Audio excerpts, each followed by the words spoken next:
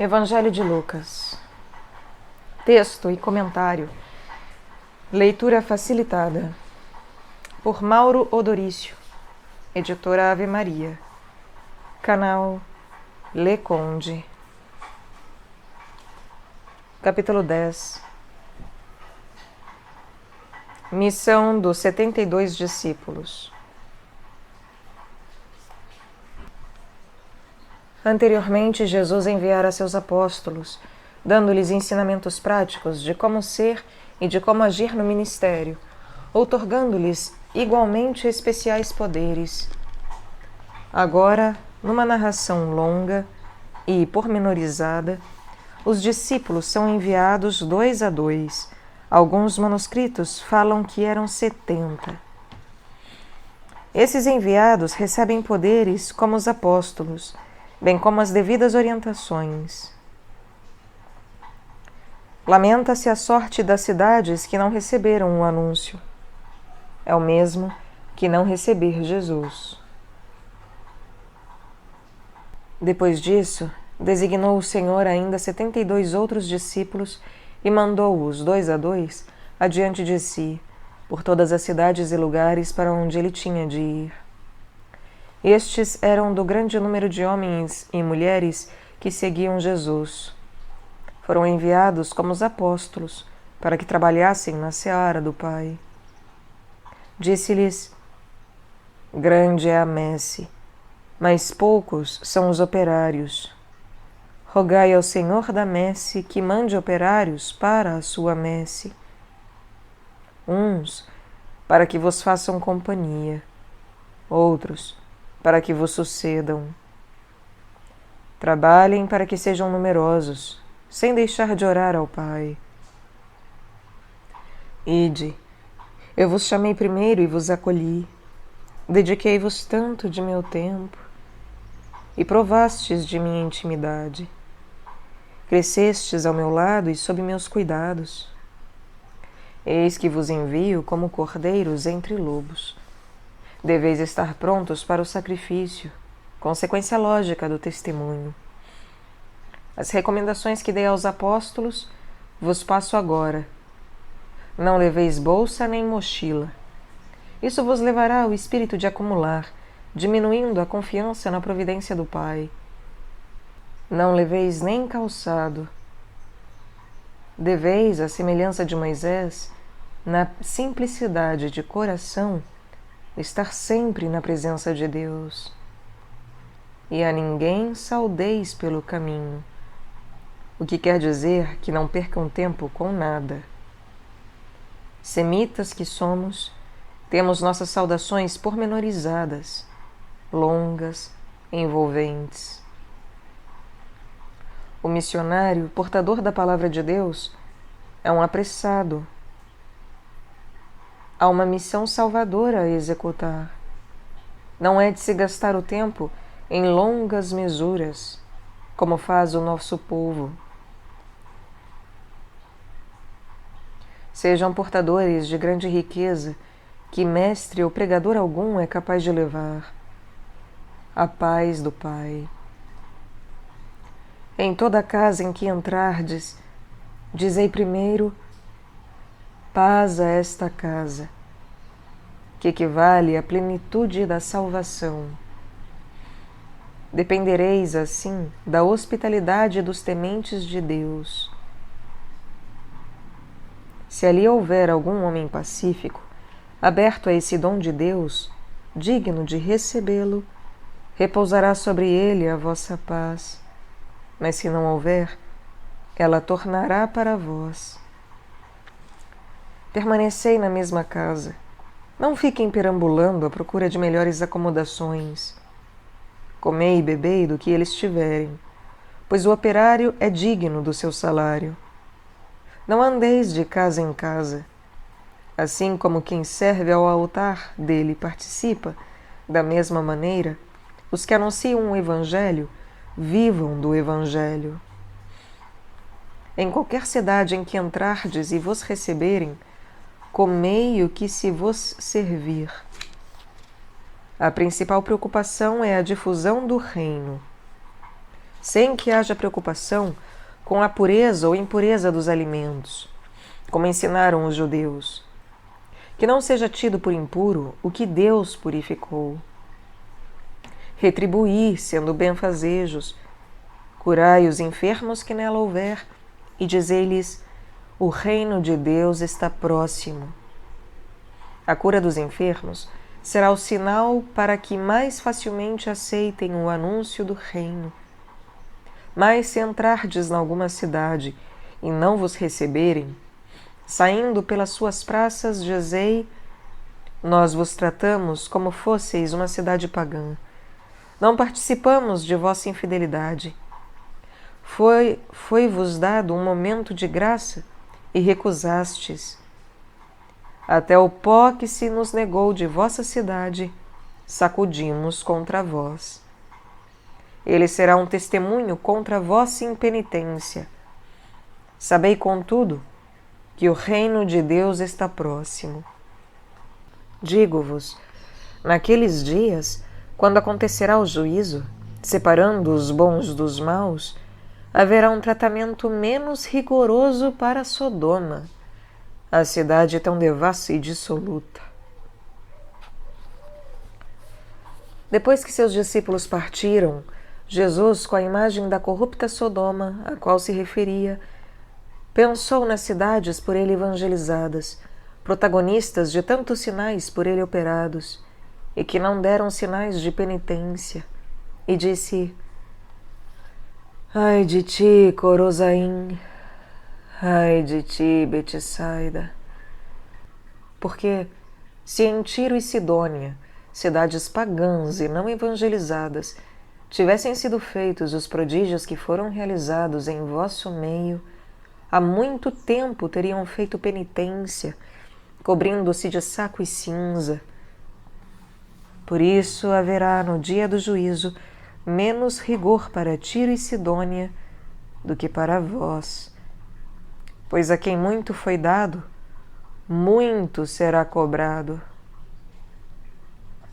E tu, Cafarnaum, onde me abriguei como se fora minha cidade, tu, que te elevas até o céu em tua autossuficiência, serás precipitada até os infernos, até o fundo do sepulcro. Encerrando seu discurso e dando maior solenidade às suas palavras, bem como as de seus enviados, ajuntou: quem vos ouve, a mim ouve, e quem vos rejeita, a mim rejeita, e quem me rejeita, rejeita aquele que me enviou. Dessa maneira mostrava o estreito laço existente entre ele, o Pai, e seus discípulos, formando uma comunidade salvífica. Jesus continuou seus ministérios. Passaram os dias. Voltaram alegres os 72, anteriormente enviados em seu nome, entusiasmados com as maravilhas operadas. Foram chegando e dizendo: Senhor, Até os demônios se nos submetem em teu nome. Jesus disse-lhes: Vi Satanás cair do céu como um raio. Comigo chegou o reino de Deus, que se concretizará no mistério pascal. Satanás começa a ser destronado. Eis que vos dei poder para pisar serpentes, escorpiões e todo o poder do inimigo. Poder para vencer o mal sob a assistência divina, como diz figuradamente o Salmo.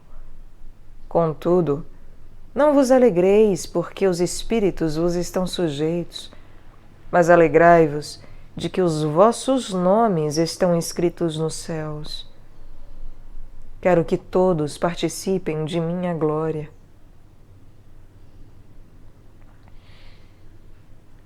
O Evangelho revelado aos pequeninos.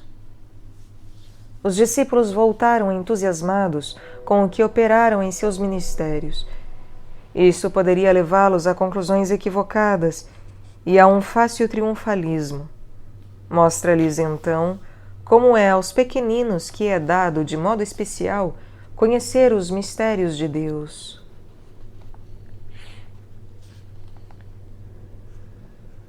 Naquela mesma hora, Jesus, em comunhão com seus recém-chegados discípulos, foi possuído por profundo espírito de elevação.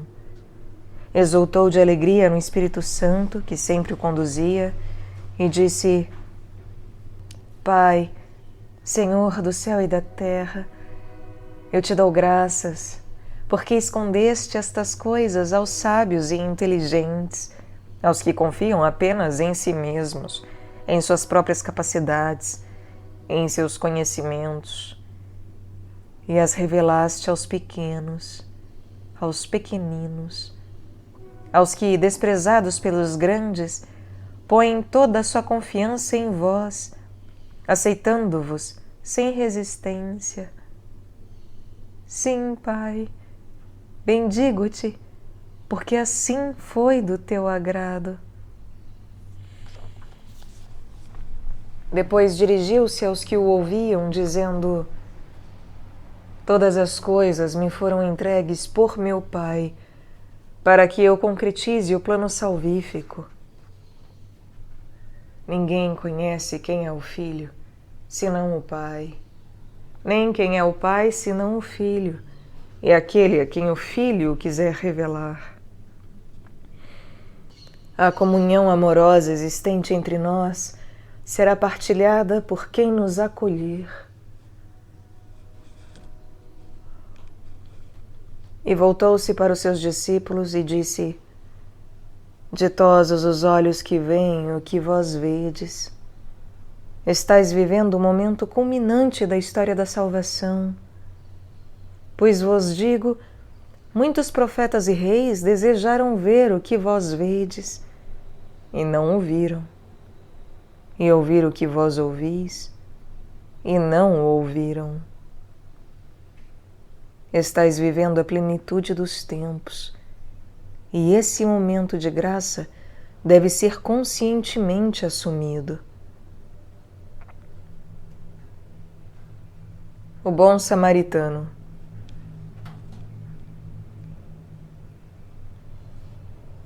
A um questionamento teórico, Jesus responde praticamente contando uma parábola, e o faz de modo até contundente e sem chance de defesa.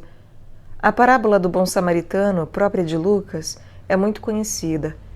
Ao lado das comparações fortes, ela é terna e envolvente.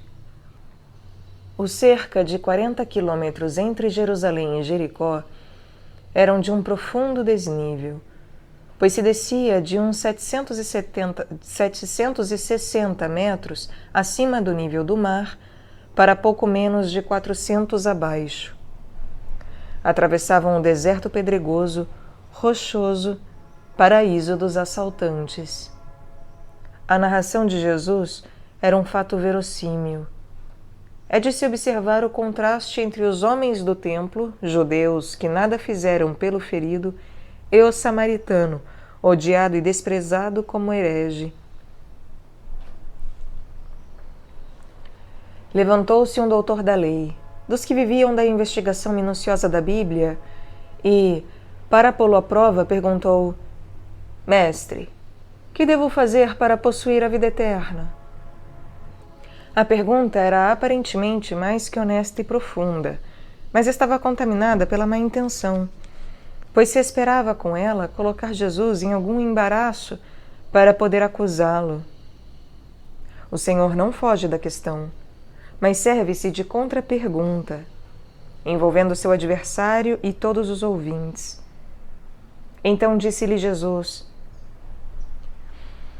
És um perito nos estudos das Escrituras. Que está escrito na lei? Como é que lês? Respondeu ele: Amarás o Senhor teu Deus de todo o teu coração, de toda a tua alma, de todas as tuas forças e de todo o teu pensamento. O doutor da lei citou assim de imediato a célere oração rezada diariamente por todo judeu piedoso, chamada Shema. Não contente, ajuntou o que está em Levítico, capítulo 19, versículo 18. E a teu próximo como a ti mesmo. Não era por falta de conhecimento bíblico que o doutor da lei estaria no mau caminho. Todavia, o bem não é para ser simplesmente conhecido, mas vivido. Falou-lhe Jesus: Respondeste bem. Conheces o bom caminho, conheces a sã doutrina. Faze isto e viverás. Terás a vida que é dada agora incoativamente em semente, mas que frutificará na eternidade. A resposta de Jesus não interessava ao doutor da lei. Este preferia debater academicamente, abstratamente, sem realmente comprometer-se com a prática do amor. Além disso, o Senhor lhe fugia das mãos, frustrando seus malévolos propósitos de prejudicar o Mestre. Mas ele, querendo justificar-se, apresentando-se como bem-intencionado, perguntou a Jesus: E quem é o meu próximo? Ordinariamente, eles afirmavam que eram só os amigos, os do mesmo partido. Jesus não estava para considerações abstratas que a nada levavam, distantes do povo que o ouvia.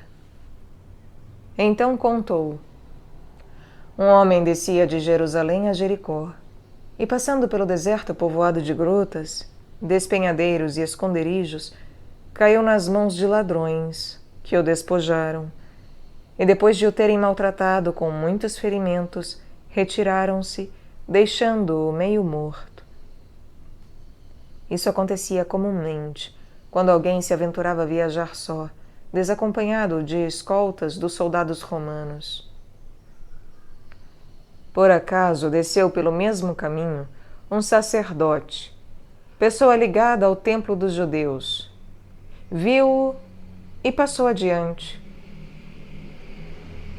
Além do aborrecimento de interromper a viagem, podia correr o perigo de contaminar-se ao cuidar do ferido desconhecido. Igualmente um levita, outra pessoa de destaque na vida religiosa judaica, chegando àquele lugar, viu-o e passou também adiante. Mas um samaritano, esse estrangeiro tão odiado e desconsiderado pelos judeus, e que viajava, chegando àquele lugar, viu-o e moveu-se de compaixão. Aproximando-se, atou-lhe as feridas, deitando nelas azeite e vinho avinagrado para desinfetar e amortecer a dor, bem como para auxiliar a cicatrização, como o povo acredita. Colocou-o sobre a sua própria montaria e levou-o a uma hospedaria e tratou dele. No dia seguinte precisava continuar viagem. Tirou 2 denários, soldo de 2 dias de trabalho, e deu-os ao hospedeiro, dizendo-lhe: Trata dele e, quanto gastares a mais, na volta tu pagarei. pois devo necessariamente hospedar-me aqui no regresso, passando por essas terras desérticas e perigosas. Até então, o doutor da lei seguia a narração atento, mas distanciadamente, não se sentindo envolvido. Foi quando Jesus se dirigiu diretamente a ele, cobrando uma resposta. Qual destes três parece ter sido o próximo daquele que caiu nas mãos dos ladrões? Qual dos três viajantes viveu a lei do amor, da fraternidade, conforme propõe a lei? Constrangido, respondeu o doutor, evitando, porém, a palavra samaritano, aquele que usou da misericórdia para com ele. Caiu por terra o legalismo escapista do inimigo de Jesus, que o obrigou a encontrar a resposta por si mesmo, embora a contragosto. Então Jesus lhe disse: vai e faze tu o mesmo. Ama concretamente a todos, sem barreiras, sem preconceitos. Marta e Maria. Em seu ministério em Jerusalém, Jesus costumava hospedar-se em Betânia, onde moravam os três irmãos, Lázaro, Marta e Maria. O Senhor encontra a acolhida, mas revela-se grande acolhedor também, pois aceita a mulher como discípula, fato inaudito entre os mestres judeus. Estando Jesus em viagem, rumo a Jerusalém, passou por Jericó. Entrou numa aldeia chamada Betânia, distante 3 quilômetros da cidade de Davi, onde uma mulher chamada Marta, irmã de Lázaro, o recebeu em sua casa. Tinha ela uma irmã por nome Maria, que se assentou aos pés do Senhor para ouvi-lo falar, precisamente como costumavam fazer os discípulos ante seus mestres. Isso era inusitado entre os rabis. Afirmavam que ensinar a lei de Deus a uma mulher era uma perda de tempo. Marta, como boa hospedeira, andava toda preocupada na lida da casa, não dando conta do trabalho, pois com o mestre estavam os seus. Vendo a irmã sem fazer nada, veio a Jesus e disse: Senhor, não te importas que minha irmã me deixe só a servir? Dize-lhe que me ajude. Amável, mas profundamente, respondeu-lhe o Senhor: Marta, Marta, andas muito inquieta e te preocupas com muitas coisas. É importante o serviço em prol do próximo, mas isso não é tudo. No entanto, uma só coisa é necessária. Queres servir tantas iguarias, preocupada que estás com a hospitalidade. É também muito importante que se ouça a palavra, e eu a estou servindo também às mulheres. Maria escolheu a boa parte, que não lhe será tirada. No fundo, sou eu quem está a servir, agora, e é de se aproveitar esta ocasião.